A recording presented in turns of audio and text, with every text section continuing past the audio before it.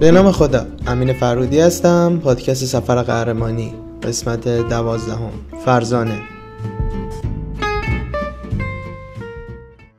به نام خدا، سلام، امیدوارم که خوب و خوش باشین.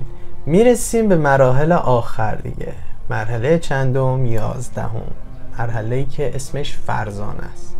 شما بعد از اینکه دیگه این همه جادو، حکم کردن و خلق کردن و عشق و علاقتون رو میدونین، نابود کردین چیزای اضافی و حامی هستین، میجنگین، تلاش میکنین، با تنهاییتون اصلا هیچ مشکلی ندارین، سختی های زندگی هم که براتون این چیز عادی شده و همینطور تعریف میکنید زندگی رو واسه خودتون.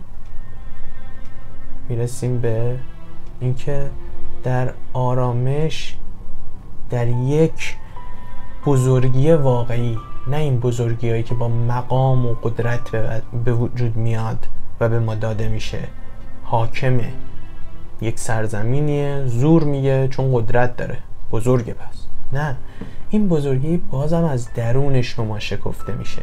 کسی از بیرون به شما داده نمیده اینو. کسی نمیفهمه شما یک فرد فرزانه این، چون که از بیرون که معلوم نیست که مثلا بگن این چون عمامه داره، این چون تاج داره، این چون نمیدونم کت شلوار پوشیده، اینو بهش احترام بذاری. هر کسی، هر انسانی قابل احترامه دیگه، درسته؟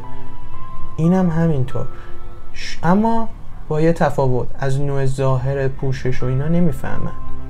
وقتی هم کلام شن با شما، وقتی عملتون رو ببینن، میفهمن که نه، شما فرزانه.